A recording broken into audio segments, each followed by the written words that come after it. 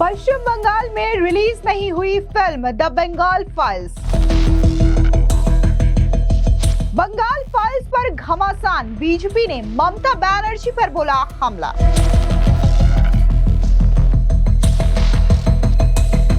विवेक अग्निहोत्री की ममता बनर्जी को चेतावनी, लेंगे सख्त कानूनी action. But we are planning to file a writ petition.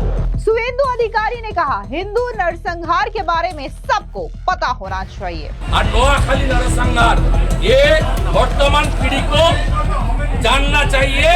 Film director Vivek Agnihotri की फिल्म द बंगाल फाइल्स शुक्रवार को देश भर में रिलीज हो गई है, लेकिन पश्चिम बंगाल में इस फिल्म को रिलीज नहीं किया गया है। दरअसल आपको बता दें, खबर ये आ रही है कि वहां के थिएटर ओनर्स को धमकियां दी गई हैं वहां की पुलिस और सरकार की ओर से, जिसकी वजह से उन्होंने अपने थिएटर में इस मूवी को रिलीज नहीं किया है। और ये जो आरोप है वो खुद फिल्म के डायरेक्टर विवेक रंजन अग्निहोत्री की ओर से लगाया गया है। आपको बता दें कि द बंगाल फाइल्स जो मूवी है वो बंगाल की कहानी पर ही आधारित है। बंगाल में किस तरीके से हिंदुओं का 1946 में नरसंहार हुआ, इस खौफनाक और दर्दनाक इतिहास के बारे में ये फिल्म बनी है। लेकिन गौर करने वाली बात यह है कि ये फिल्म जो है वो बंगाल पे ही रिलीज नहीं हो पा रही है, इस पर रोक लगा दी गई है। और इसी वजह से फिल्म के डायरेक्टर विवेक अग्निहोत्री ने एक प्रेस कॉन्फ्रेंस किया और उन्होंने ममता सरकार को लेकर के और साथ ही ममता पुलिस पर भी जोरदार तरीके से हमला बोला। विवेक अग्निहोत्री ने पश्चिम बंगाल सरकार और पुलिस अधिकारियों पर गंभीर आरोप लगाए। उन्होंने कहा कि पश्चिम बंगाल में थिएटर मालिकों को धमकाया जा रहा है, अगर हालात ऐसे ही बने रहे तो वे कानूनी कार्रवाई करेंगे। आपको बता दें कि जिस तरीके से विवेक अग्निहोत्री ने प्रेस कॉन्फ्रेंस किया तो उनके साथ उनकी पत्नी और प्रोड्यूसर पल्लवी जोशी भी मौजूद थी और उन्होंने बताया कि कैसे उन्होंने राष्ट्रपति द्रौपदी मुर्मू को खत भी लिखा है ताकि वो पश्चिम बंगाल में इस मूवी को रिलीज किया जा सके। लेकिन फिलहाल के लिए मूवी पश्चिम बंगाल में रिलीज नहीं हुई है। वहीं दूसरी ओर अगर हम देश भर की बात करें तो देश भर में ये फिल्म रिलीज हो चुकी है और दर्शकों का जबरदस्त प्यार और समर्थन भी इस फिल्म को मिल रहा है। लेकिन क्या कुछ प्रेस कॉन्फ्रेंस के दौरान विवेक अग्निहोत्री ने कहा, एक बार आप भी सुनिए। ये पुलिस के द्वारा जो वेस्ट बंगाल की गवर्नमेंट गुंडागर्दी कर रही है, एब्सोल्युटली इलीगल अनकॉन्स्टिट्यूशनल काम कर रही है, उसके खिलाफ प्रोटेस्ट करने के लिए हमने ये प्रेस कॉन्फ्रेंस बुलाई है। Yes, we will go, but the problem is that the government has not given anything in writing. Everything is unofficial, and this is a very smart way. But we are planning to file a writ petition. I want to see what happens tomorrow. Accordingly, we'll take legal action. Yeah, threats तो दिन रात आ रहे हैं, मेरी family को आ रहे हैं। मुझे आए तो मैं जेल लेता हूँ, फैमिली को आ रहे हैं। और उससे बड़ा थ्रेट ये है कि हमें लीगल थ्रेट्स आ रहे हैं। जगह जगह हमारे ऊपर FIR फाइल कर दी गई है, छोटे छोटे शहरों में हमारे ऊपर FIR फाइल कर दी गई है। और इससे बड़ी थ्रेट एक फिल्म मेकर के लिए क्या हो सकती है कि 5 साल की मेहनत के बाद इंडिया के पार्टीशन की फिल्म, बंगाल के पार्टीशन की फिल्म, बंगाल में उन्हीं की पुलिस डरा धमका के उसको रिलीज नहीं होने दे रही है। इसीलिए मैं president, prime minister, home minister से अपील करते हैं, हम तीनों producers of the film, we are appealing कि we need your intervention. Otherwise I appeal to every citizen of India, every film goer of India कि ये गुंडागर्दी अब रुकनी चाहिए।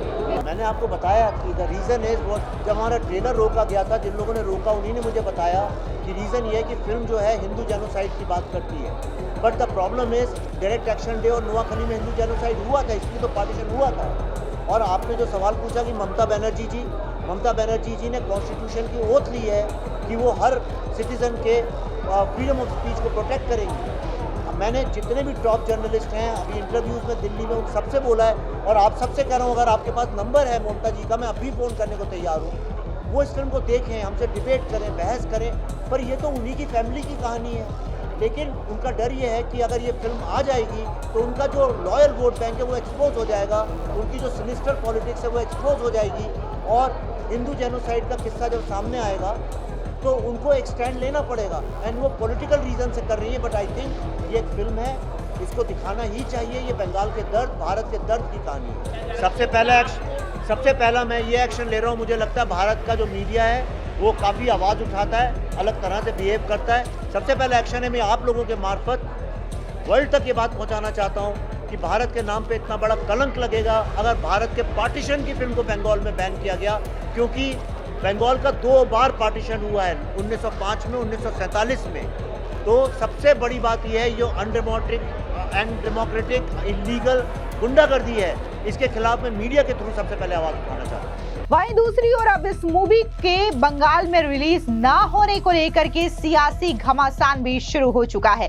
दरअसल बीजेपी ममता सरकार पर जोरदार तरीके से हमलावर है और बीजेपी का ये कहना है कि आखिर इस मूवी में ऐसा कुछ छिपाने वाला नहीं है। हिंदुओं का जो नरसंहार हुआ है उसे जानने का अधिकार आज की पीढ़ी को है, लेकिन ममता बनर्जी इसे छुपाना क्यों चाहती है? दरअसल आपको बता दें कि बीजेपी के नेता शुभेंदु अधिकारी ने यह कहा कि यह फिल्म पश्चिम बंगाल के थिएटर्स में रिलीज नहीं हुई, लेकिन ये सभी के मोबाइल फोन तक पहुंचेगी। 1946 में हुए हिंदू नरसंहार को गोपाल मुखर्जी ने रोका था और इसमें छिपाने जैसी कोई बात ही नहीं है। मौजूदा पीढ़ी को 1946 के कोलकाता हत्याकांड और नोआखली नरसंहार के बारे में जानने की जरूरत है। सुनिए क्या कुछ शुभेंदु अधिकारी ने कहा।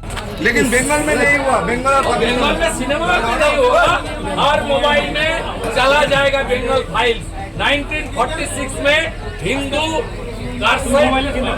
जेनोसाइड जो हुआ था, गोपाल मुखर्जी ने रुका था, वो छुपाना का बात नहीं है। 1946 कलकत्ता किलिंग और नोआखली नरसंहार, ये वर्तमान पीढ़ी को जानना चाहिए, सुनना चाहिए, समझना चाहिए और एकजुट होना चाहिए। वहीं दूसरी ओर बंगाली एक्टर और बीजेपी के नेता रुद्र नील घोष का बयान भी आया। देखिए क्या है कि मतलब ये दुख की बात है, मतलब ये दुख की बात देखना पड़ रहा है और इशारा किस तरफ जा रहा है ये सबको मालूम पड़ रहा है कि पाकिस्तान और वेस्ट बंगाल में सिर्फ ये फिल्म रिलीज नहीं हो पाया। इसका मतलब ये लगता है, इशारा इस तरह भी जाता है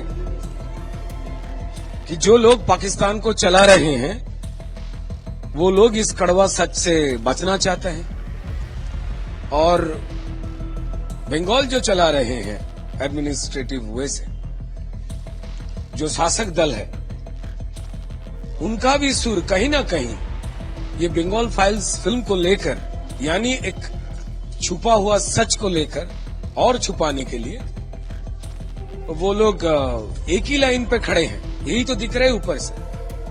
दुख की बात यह है, खेद यही है कि मतलब 1946 जो घटना हुआ था, जो कड़वा सच है, जिसको बार बार दबाने का कोशिश किया गया, और ये पूरा मालूम पड़ता है, साफ सुथरा दिखता है कि इंडिपेंडेंस के बाद जो जो गवर्नमेंट्स बनी यहां, चाहे वो कांग्रेस की सरकार हो बंगाल में, उसके बाद जुक्तो फ्रंट सरकार, उसके बाद CPIM operated left front government या आज का तृणमूल गवर्नमेंट, ये सब बंगाल का वो हिस्ट्री छुपाना चाहते हैं जहां हजारों बेबस हिंदुओं का हत्या हुआ था मुस्लिम लोगों के द्वारा, जो डायरेक्ट एक्शन डे जो हुआ था यहां। उन्होंने कहा कि यह बहुत दुख की बात है कि यह फिल्म पाकिस्तान और पश्चिम बंगाल में रिलीज नहीं हो पाई। इसका मतलब यह है कि जो लोग पाकिस्तान और पश्चिम बंगाल पर शासन कर रहे हैं वे भी सच्चाई को दबाना चाहते हैं। सुनिए क्या कुछ बीजेपी के नेता रुद्र नील घोष ने कहा। सिर्फ बंगाल में नहीं, बंगाल के बाद नोआखली में भी ये घटना हुई, क्योंकि मुस्लिम लीग ये चाहते थे कि ये जो बंगाल था उस टाइम का, अभिवक्त बंगाल, उसको पूर्व पाकिस्तान बनाने के लिए, और मुस्लिम लीगों को सपोर्ट दिया का कम्युनिस्ट पार्टी यहां के। सो ये घटना और उसके बाद ही नोआखली में सेम घटना हुआ। वो पाकिस्तान पंथियों ने हिंदुओं का घर जलाए लक्ष्मी पूजा के दिन, रात में घुस के चोरों की तरह हत्या हुई। भारी संख्या के इतना बड़ा हिंदू जेनोसाइड कभी भी नहीं हुआ। देखिए सच तो सच होता है। मुस्लिम लीग, उनका तो नामो निशान नहीं है बंगाल में। तो प्रश्न तो यहां पैदा होती है ना कि अगर मुस्लिम लीगों के कोई समर्थक है नहीं, वो पार्टी बंगाल में है ही नहीं, तो तृणमूल कांग्रेस और कुछ लेफ्ट वाले वो लोग क्यों इस फिल्म को प्रोपेगेंडा बोल के किसको छुपाने का कोशिश कर रहे हैं? कुछ कुछ लोग ये दावा भी कर रहे हैं शायद मुस्लिम लीग इस बंगाल को, मतलब अभिवक्त बंगाल को पूर्व पाकिस्तान बनाना चाहते हैं। लेफ्ट जो पार्टी थे उनके सपोर्ट में। तो इसका मतलब कि ये है कि आज भी मुस्लिम लीग जो करना चाहता था, हिंदू जेनोसाइड करके बंगालियों को मार के, हिंदुओं को मार के, क्यों पाकिस्तान में तुम नहीं जाओगे, क्यों पाकिस्तान का नागरिक नहीं बनोगे, पूर्व पाकिस्तान बनाना है इस पूरी बंगाल को, ये जो वो मुस्लिम लीग का सोच था, वही सोच लेके क्या बंगाल में कोई पॉलिटिकल पार्टीज दूसरे कोई झंडा लगा के उनका जो काम अधूरा रह गया वो करने का कोशिश कर रहे हैं। ये बहुत दुख की बात है कि हम यहाँ हिंदू, मुसलमान, सिख, ईसाई, जनजाति, उपजाति सब मिलकर रहते हैं। इसके अलावा बात अगर हम बीजेपी के नेता दिलीप घोष की करें तो उन्होंने तो साफ तौर से कहा कि ममता बनर्जी घबरा चुकी है, वो सच्चाई को छुपाने की कोशिश कर रही हैं, लेकिन वो ज्यादा दिनों तक इसे छुपा करके नहीं रख पाएंगी। सुनिए क्या कुछ दिलीप घोष ने कहा। चाप नहीं दिया तो कोई हॉल में क्यों नहीं है? हॉल में दिखाएंगे तो हॉल में तोड़फोड़ होगा, पार्टी के लोग उसको अरेस्ट करेंगे, पुलिस अरेस्ट करेगा, इसलिए यहाँ कोई नहीं करता है। पूरा देश में बंगाल फाइल चालू है, बंगाल के लोग ऑनलाइन देखेंगे। आप जितना रोकोगे उतना ज्यादा लोगों का आग्रह बढ़ेगा, उतना लोग देखेंगे। सच्चाई को आप दबा नहीं सकते। राष्ट्रपति द्रौपदी मुर्मू को चिट्ठी लिखकर डायरेक्टर ने बोला है कि पुलिस डायरेक्ट बोला है हिंदू गणतंत्र के बारे में अकथ भाषा में लिखा गया है, इसलिए नहीं दिखाया। नहीं, उसका यहाँ प्रोमो करने नहीं दिया गया और रिलीज करने में धमकाया जा रहा है, तो ठीक ही है। पुलिस का बोलना, पुलिस तय करेगा क्या समाज में क्या चलेगा नहीं चलेगा।